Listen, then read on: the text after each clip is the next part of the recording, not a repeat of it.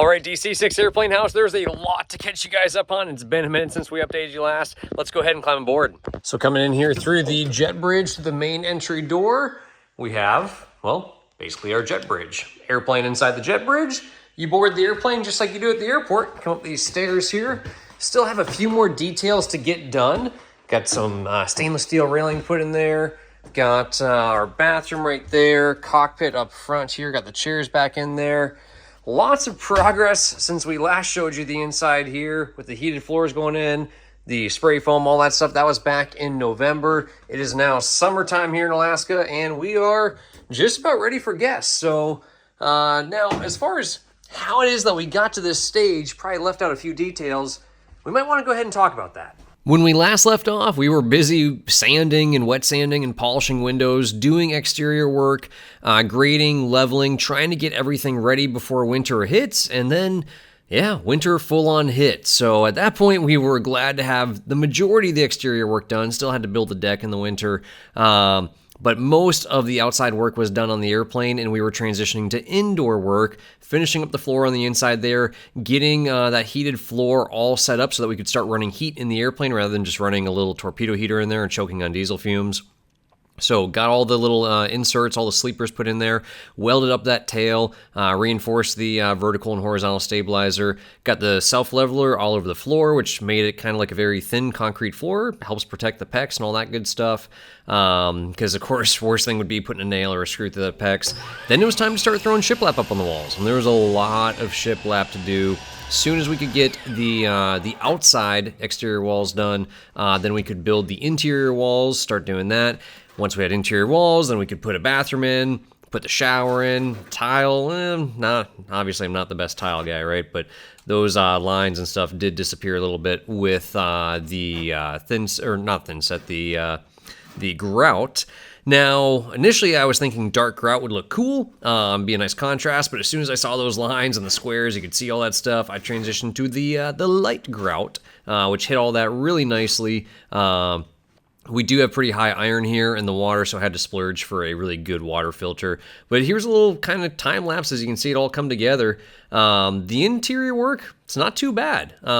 It's on a grand scale, big scheme things, it seems really, really easy. Just throw up walls and it should go together quickly. Somehow or another, it still took us, well, we started in September and we didn't have this thing wrapped up until like late June. So still 9 months of working on this thing. And yeah, there was a lot of time where it's CFIs and, mechanics and whatever else in here working on the stuff. Construction labor up here in Alaska, skilled construction labor, kind of hard to come by, especially at reasonable rates. And especially for guys that can really think outside the box. There's not a whole lot of guys that can really think outside the box, but the ones that did show up, that worked on this project with us and made it happen, super skilled guys, really happy to have them. And it's a lot of problem solving, just a lot of oddball things of, hey, how are you going to make a round shower? Or how are you going to deal with a shower curtain or shower door now? Other weirdness that happens here, being in a round building, all the cabinets have to be scribed to the wall unless you want a big old gap sticking out behind them. So we actually would custom scribe each cabinet to the wall so that it would slide in a little bit tighter. You still get the full 24-inch countertop, but you're not losing so much floor space with those cabinets intruding into the kitchen there. And then, of course, I had to have a few other little finishing touches. So now it's time to fish a wire from here, from our kind of improvised disco light. This was an afterthought. Up to the cockpit, there's going to be a row of disco lights controlled by one master switch in the cockpit. Really hope that I can actually fish this wire because we're not pulling this whole ceiling down to actually get these disco lights installed. But every airplane house needs disco lights, and it's best if the captain in the cockpit has control of that. Now, part of what makes these projects even possible in the first place is things like sponsors. And this particular episode is sponsored by Anker. This is the Anker Solix battery pack. This is a home generator, the F3800. We've been using this thing a ton as basically a generator, a replacement for a generator. So before we had power in the building here to run our air compressors, run welders, run a whole bunch of stuff, this thing has been awesome. It's basically just a gigantic battery pack. So it is a generator, much like your little Honda generator, but it kicks out a lot more power than that. It can kick out up to 6,000 watts of power. You can expand the system to give you up to 12,000 watts of power output. This is a 3.8 kilowatt hour battery. We'll talk more about that in a second and what that really means. You can expand it up to almost like 27 kilowatt hours. So plenty of power in this thing. Just this one unit, it's pretty stout, it's pretty heavy, so it's on wheels, which is really nice for, moving it around, moves around real easy on wheels. But this thing would last us all day running the air compressors, running, chargers for DeWalt batteries, power tools, all that. And we could use it indoors, no worry about carbon monoxide or the exhaust smell, all that good stuff. And then it charges up to about 80% in just over an hour. So it'll charge pretty quick, and it really replaces the noisy, smelly generator that we were using before on the job site. Now this thing's main purpose, now that the airplane is pretty much done, is going to be used essentially as a very large battery backup. This side here is super important for us.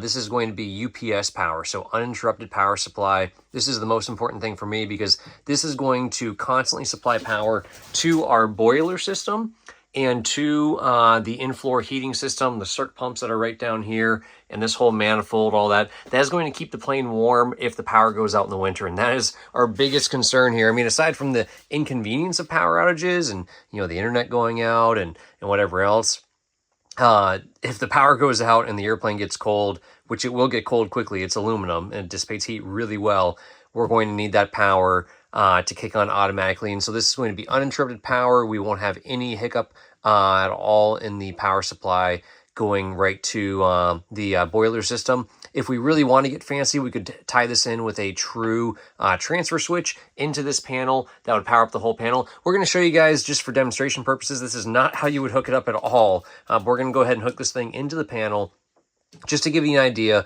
of what it is that it's actually doing. So it's going to kick out not 110 volt power, but it's going to kick out true 240 volt power. So two legs of 110 or 120, however you want to look at that, and up to 25 amp flow out of there. Of course, just for demonstration purposes, we're using 12 gauge wire here. We're not going to be pulling much, but just want to show you guys how long it would run the entire airplane for the way we have things set up. Let's go ahead and get this thing tied in. Looking here at our panel, again, not meant to be instructional anyway, but I just want you guys to wrap your head around what it is you're seeing. So what we have coming in from the power company is 110 and 110, or 120 and 120 more properly. And then here's our neutral right in the middle. That is what you get. Now you're saying like, hey, for those of you that really know what we're talking about, you're like, hey, where's the ground at? Well, we've got our grounding bar right here. And the grounding bar normally would have a big wire coming off of it and going right into a big copper rod down into the ground. We did do one of those, which was totally dumb because, well, the metal airplane is grounded really well. And we also have like 20-foot deep piles driven in that are welded to the aircraft that also ground the airframe really well, since this is, of course, is all bonded and grounded to the airframe of the actual airplane. What we're going to need to do to power this thing up, just off of our Anchor Solix here, is cut off power from our main breaker. We obviously don't want to be backfeeding anything into the power company side.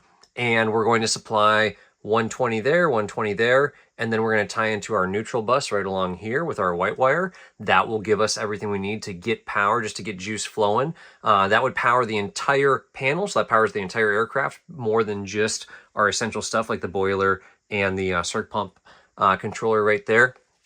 Now, again, this isn't exactly how you would do it yourself if you're going to use the system in your home, but we'll show you just for the purpose of you understanding what this thing is doing so you can wrap your head around it, how this would work if you were going to be tying in essentially like a transfer switch into your home panel. So this particular panel has pass-through lugs on it. These are pass-through lugs.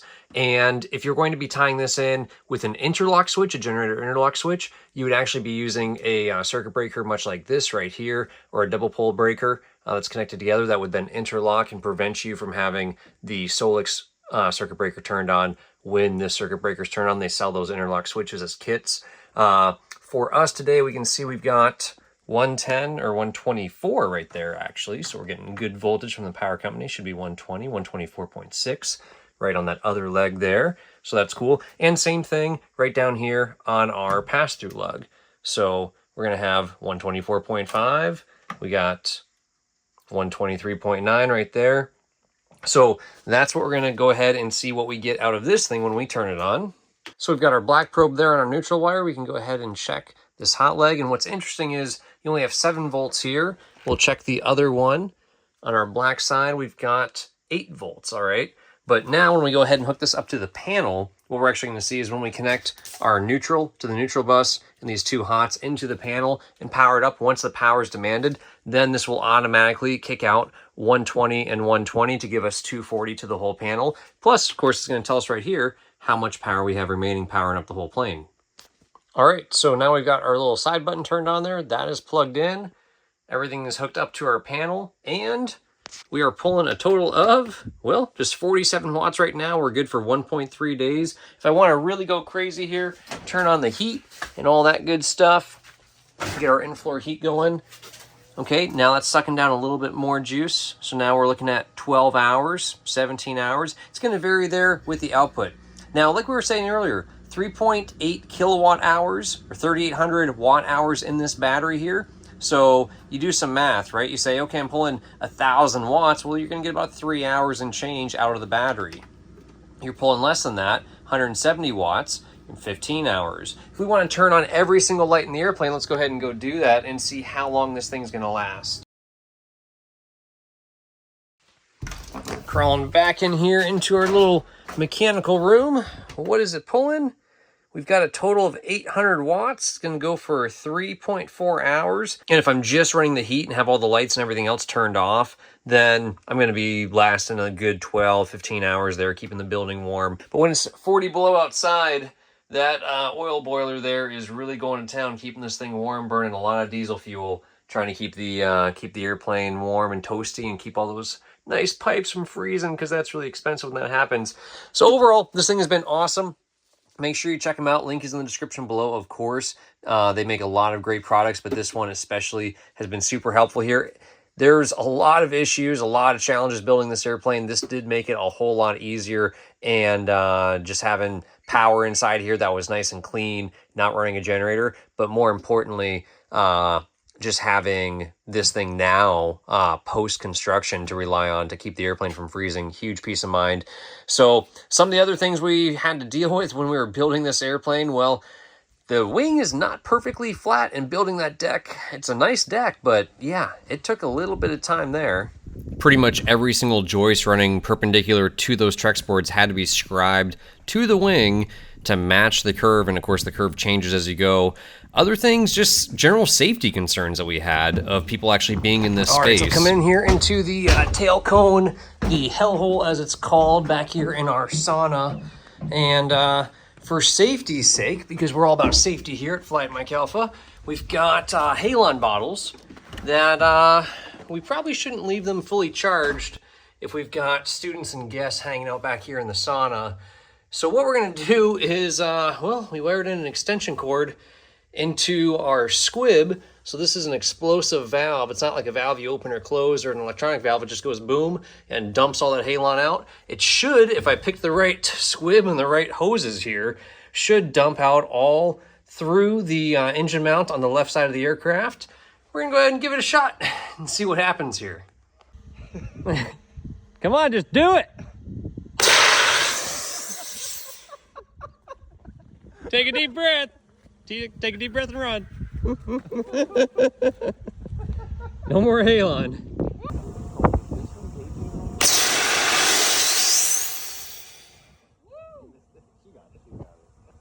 That would that put out a fire? I think so. I mean, because you gotta Maybe. think it's contained, right? It's contained within the engine. Yeah. Very scientific answer there, Dr. Kramer. We were making a pretty big push to get this thing done and ready for summer so we could have guests staying with us this summer, but then we got distracted with, well, you know, spring and summer, so paddleboarding, glaciers, float planes. We got the Super Cup on floats, which is super fun. Been having a great time with that. And then all the other adventures, fishing, campfires, big tires, more fishing, you name it. It's summer in Alaska, and there's a lot to do. Finally, it was time to put on the finishing touches. Not much of a seamstress here, but, you know, we'll just go ahead and try to make ourselves some curtains, because we got guests coming soon.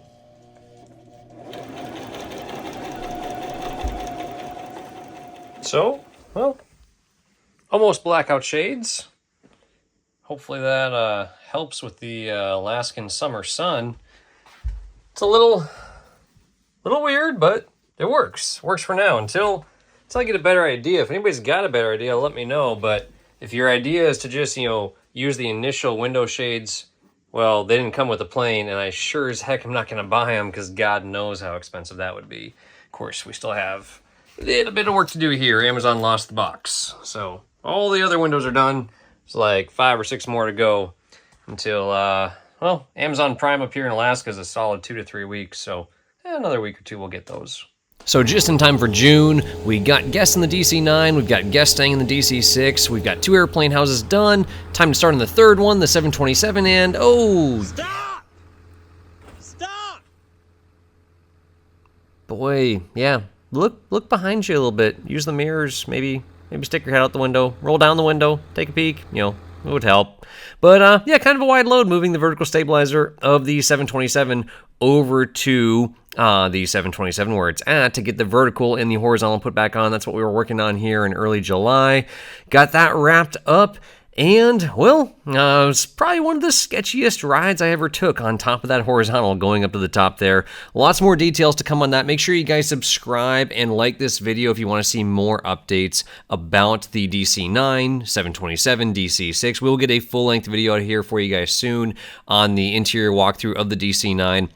Check out our Instagram as well as the YouTube channel. Make sure you ring that bell when you subscribe to get notified when we do post updates. And definitely stay tuned for those future videos coming out about the DC-9 and 727 because we greatly appreciate you guys watching, greatly appreciate you subscribing to the channel, and we'll have some discount codes in there for you guys if you would like to go ahead and book a night stay or book some tours with us up here in Alaska to go see glaciers, bears, all that good stuff. As always, guys, if you cannot fly every day, then fly8mikealpha.com. We will see you guys very soon in the next DC-9 727 update video.